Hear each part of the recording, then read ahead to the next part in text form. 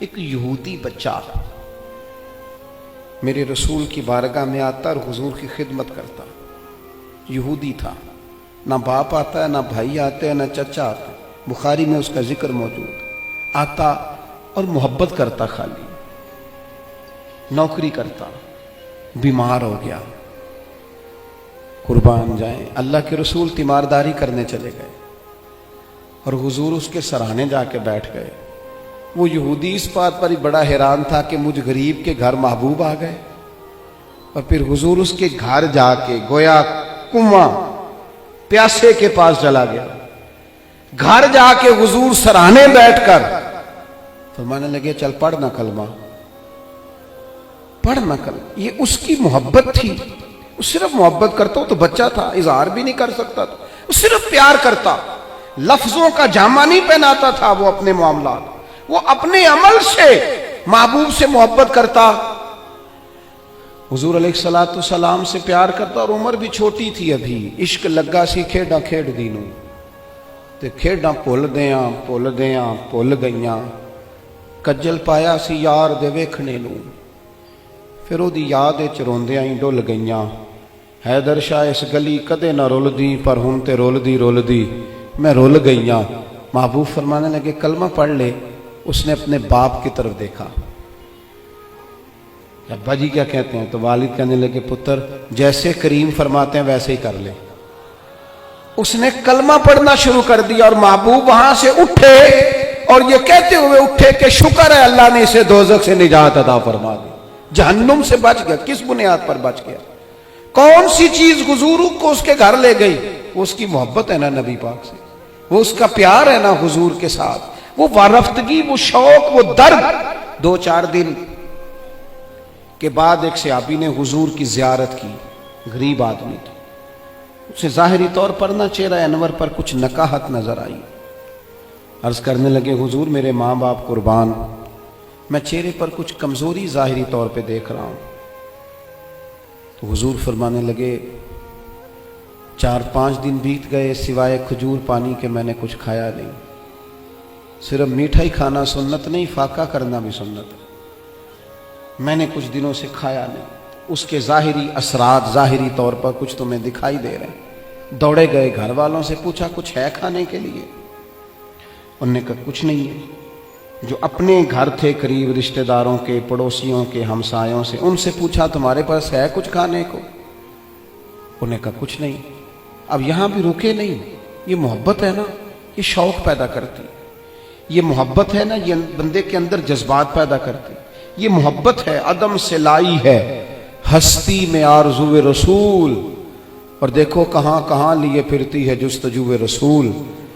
یہاں بس نہیں کی، پیار خالص ہے نا. ایک یہودی کے باغ میں گئے، اسے کہنے لگے مزدوری ملے گی؟ کہنے لگا ہے تو صحیح پر مشکل بڑی ہے. فرمایا کیا مشکل ہے؟ کہنے لگا گرمی سخت ہے، پانی کنویں کا نیچے چلا گیا ہے، وہ نکال کے درختوں کو سیراب کرنا ہے اور کام مشکل ہے، گرمی بڑی سخت ہے، کر لو گے؟ فرمانے لگے ضرور کروں گا. اجرت کیا دے گا؟ کہنے لگا ایک پانی کا ڈول نکالو گے تو ایک کھجور ملے گی. انہوں نے اپنی چادر بچھا لی. ایک پانی کا ڈول نکالتے، بڑا گہرا پانی تھا، سخت پسینہ آتا. محنت کے بعد ہاتھوں پہ چھالے پڑ گئے. ایک کھجور ایک ڈول پر ملتی، تینوں لب دیاں آپ گواچے تے سانو اپنی خبر نہ کوئی. ساتھوں تے پارے نی ککھ گلیاں دے، سانو تے آخ دے لوگ شدائی. ننگ نموس دا ساڑ کے چولا، اساں گل پہنے ہیں تاج گدائی. او سجنا اپنا آپ گوایا ہے، تاں یار نے چاتی پائی. فرماتے ہیں وہ میں نہ کھجوریں نکالتا رہا، ایک ایک کھجور. جب میری چادر پر، میرے کپڑے پر کچھ کھجوریں جمع ہو گئیں تو میں نے سمیٹا، سینے سے لگائیں. خرامہ خرامہ حضور کی بارگاہ میں پہنچا.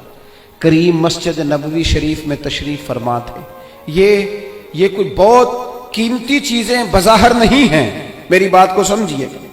یہ کچھ سونے چاندی کا گفٹ نہیں ہے، لیکن اس کے پیچھے جو درد ہے، اس کے پیچھے جو محبت ہے، اس کے پیچھے جو خلوص ہے، اس کے پیچھے جو وارفتگی ہے، جو شوق ہے، یہی دین کو مطلوب ہے، یہی دین کا مقصود ہے، یہی مومن کو تازہ دم رکھتا ہے، اسی سے اندر درد پیدا ہوتا ہے، اور یہی چیز ہے جو انسان کو منزل کی طرف لے کر کے جاتی ہے۔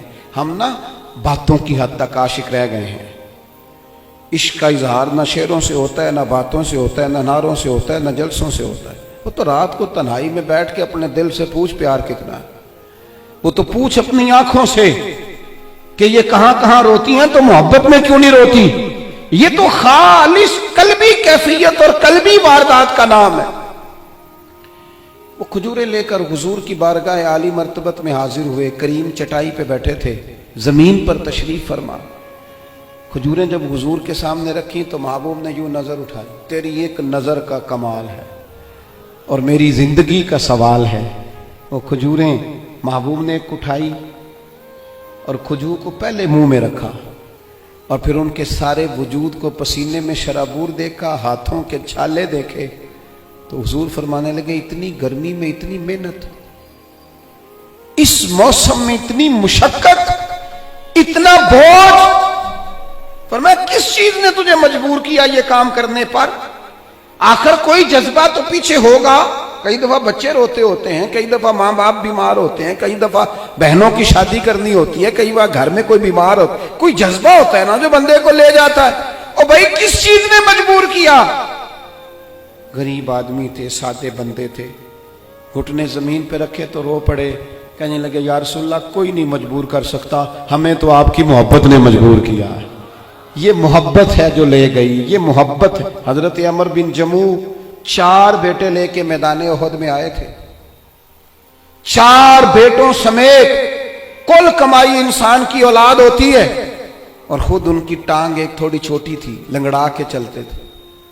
4 بیٹوں کو حضور کی بارگاہ میں پیش کر کے تھوڑی دیر کے بعد خود بھی جنگ کا لباس پہن کے آ گئے، تو محبوب فرمانے لگے آپ کے تو 4 پتر آ گئے ہیں، تو آپ نے کوئی لباس پہن لیا ہے؟ تو عرض کرنے لگے حضور لنگڑے جنت میں نہیں جائیں گے، حضور میری طرح کے لوگ نہیں جائیں گے۔ فرمایا کیوں نہیں؟ کہا حضور پھر مجھے بھی قبول فرمائے۔ یہ محبتیں تھیں، یہ خلوص تھا۔ میں آپ سے عرض کروں،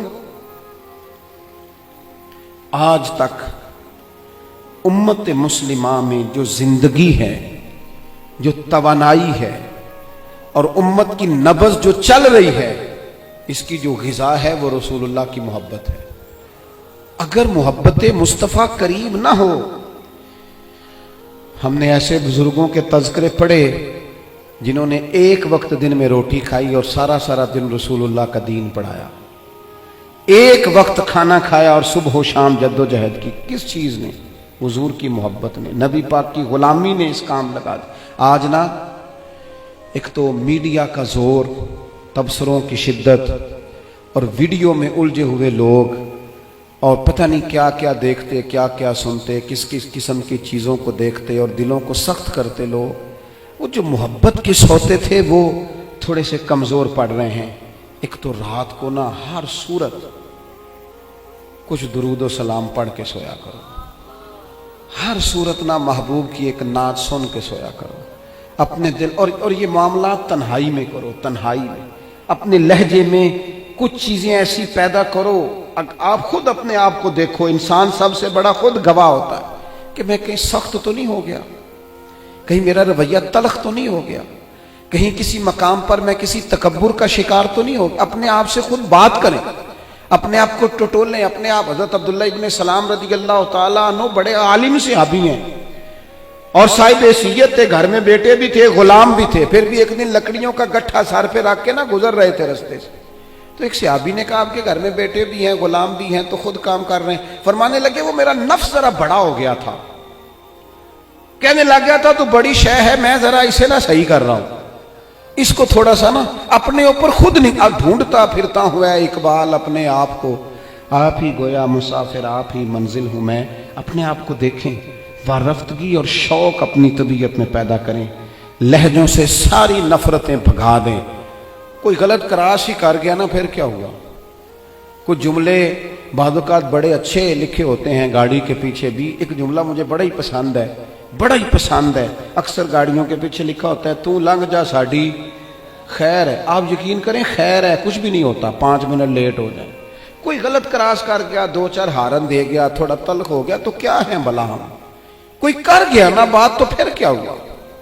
کسی نے کو 2-3 جملے ہمارے بارے میں مخالف بول دیے تو مثلا کیا ہے، ہم مٹی دے تے مٹی رہنا ہی ایویں کادی بلے بلے، اج مٹی دے اتے بندے آتے کل مٹی دے تھلے، اتنا زیادہ اپنے آپ کو بڑا کر لینا اور خود بخود ہی کر لینا، اور ہر وقت تلخ رہنا، ہر وقت ناراض رہنا۔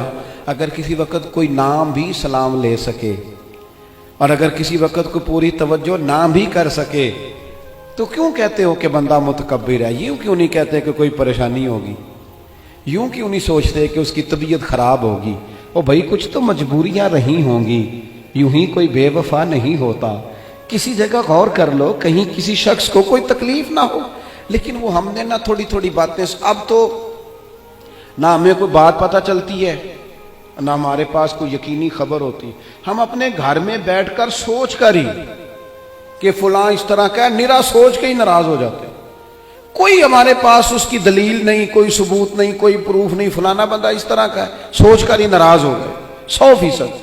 تو یہ آج کچھ محبت لے کے جانی ہے، کچھ ناراضگیاں چھوڑ دینی ہے، کچھ بندوں کو نہ خود بخود ہی معاف کر دینا، کچھ لوگوں کے بارے میں نہ دل کو ہلکا پھلکا کر کے سونا، کہیں کوشش کرنی ہے یار آج کے بعد نہ تھوڑا پیچھے بھی سیٹ مل گئی تو ہو جائے گا گزارا، کوشش کرنی ہے کہ یار کوئی حرج نہیں ہے، اگر کوئی بندہ کوئی تلخی کر بھی جائے گا تو کوئی حرج نہیں، ہم نے اپنے لہجے کو گڑبڑ نہیں کرنا، محبتوں کو فروغ دیں، محبتوں کے ساتھ جئیں، محبتوں کو آگے رکھیں۔ ساری دنیا میدان میں نکلتی ہے جیتنے کے لیے، لیکن کچھ حضرت جنید بغدادی کی طرح میدان میں ہارنے کے لیے بھی اترتے ہیں۔ وہ کہتے ہیں یار نہیں، اپنوں سے، بزرگوں سے، بڑوں سے، قریبیوں سے، محبت والوں سے کوئی جیتا تو نہیں نہ جاتا، کوئی عرض نہیں، ہم ہار جائیں گے، کوئی فرق نہیں پڑتا۔ کبھی کبھی میدانوں میں ہارنے کے لیے بھی اترو۔ اس کی وجہ یہ ہوتی ہے کہ چھوٹے بچے کو نا کئی دفعہ باپ اس کے ساتھ پنجہ لڑاتا ہے نا تو جان بوجھ کے اس لیے ہارتا ہے کہ میرا پتر خوش ہو جائے، تو کبھی کبھی اس لیے بھی ہار جانا چاہیے کہ اپنے ذرا خوش ہو جائیں گے، ذرا ان کے دل کو تسلی ہو جائے گی، ذرا کچھ تھوڑا سا نا ان کی طبیعت میں قرار آ جائے گا۔ تھوڑا سا محبت کا فروغ کریں، اپنے لہجوں سے نفرتوں کو دور کریں۔ اللہ کی بارگاہ میں دعا کرتا ہوں اللہ تعالیٰ اس حاضری کو قبولیت کا درجہ عطا فرمائے۔